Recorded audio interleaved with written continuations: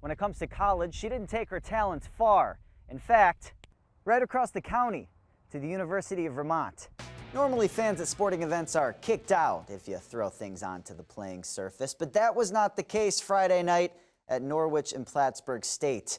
Both schools bending the rules a little bit, all for a good cause. UVM without two of its main offensive weapons, Jon Arnar Bardal and leading goal scorer Rasmus Tabinski, yet they found just enough offense to leave with the win in a game head coach Rob Dow deemed the perfect rebound effort. Lots to celebrate here today, Brian. I'm here where it all started at Montpelier High School.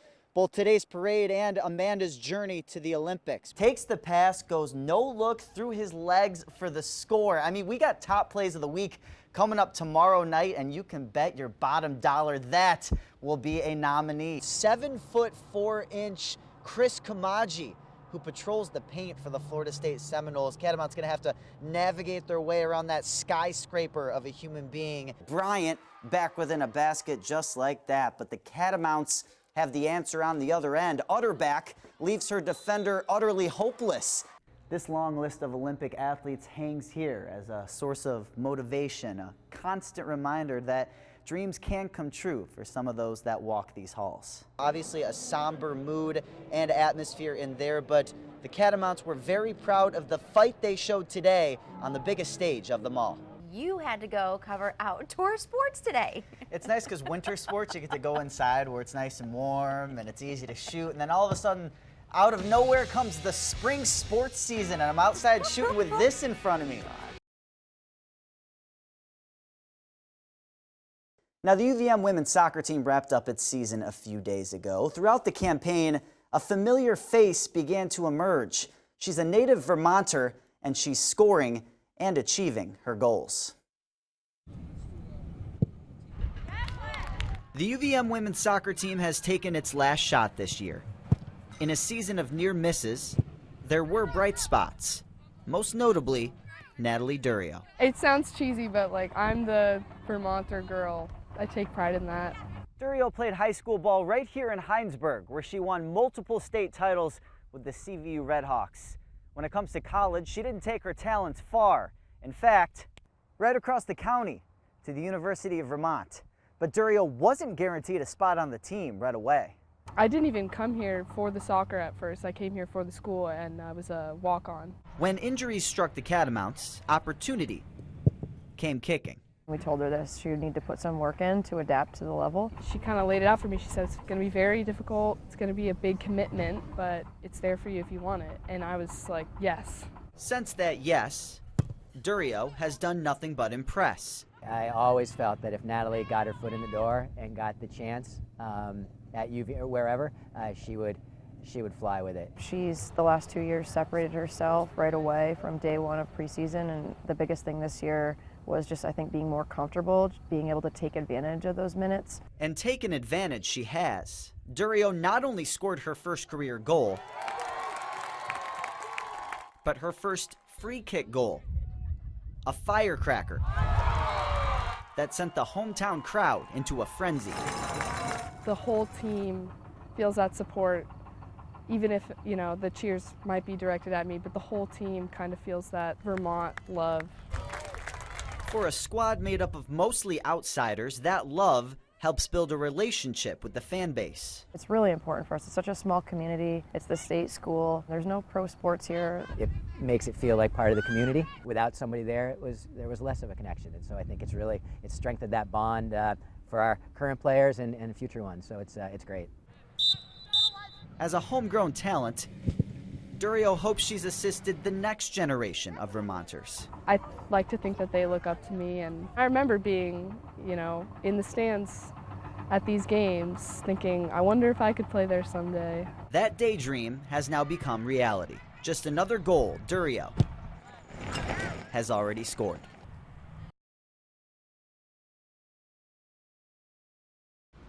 I never answered my phone, and I picked it up, and they said, you have to stop what you're doing and take this child to the ER immediately. July 17, 2017. For most, an average Monday. Storm got introduced to baseball when he was in kindergarten. For CVU baseball player Storm Rushford, if something stops him from playing baseball, then something's really wrong. it was the day his life changed. I've been playing baseball, I think, since I was 4 or 5. Rushford poured himself into baseball from the beginning. Like 5 more?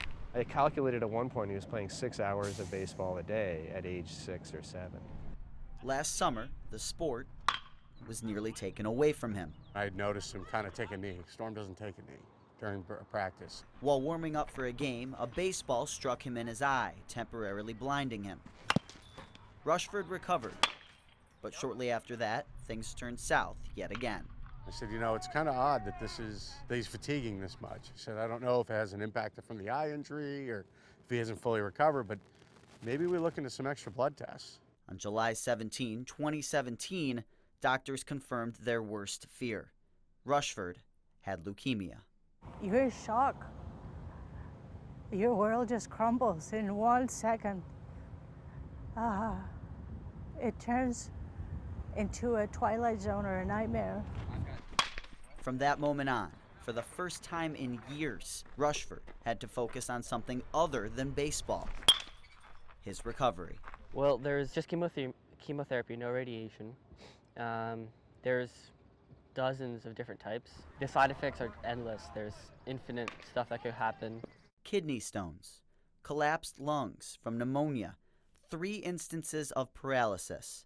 Rushford's chemotherapy threw all that and more at him. The first 10 months were really dark and intense and life-threatening, and he never complained. Not once. Like a baseball team rallies for a victory, Rushford's community rallied around him. Friends, teammates, and coaches made sure he rarely spent time in the hospital alone, while a Storm Strong campaign raised thousands to help the family pay growing medical bills. For $450. I feel like Vermont's one of the only places where you would see something like this. The entire state coming together and doing all that stuff. It's amazing. Number 8, Storm Rushford. The support spurred Rushford's fight. Exactly 10 months after his diagnosis, Play ball, Stormy. Rushford finally returned to the place he knew best. When Storm was diagnosed, you start thinking about the future. Is there going to be a future? So my mind went to, oh my gosh, is he going to have another birthday? What will Christmas be? The third thing was baseball. Will he be with us? Will he be on the team in the spring? Will I go to a game if he's not with us? So to see him in uniform,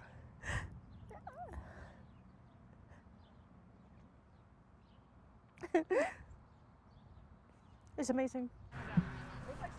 Oh my God! Rushford's battle with leukemia is far from over. He's still undergoing treatment and making regular hospital visits. But for now, Rushford Red Hawks on 1. 3, 2, 1. has weathered the storm.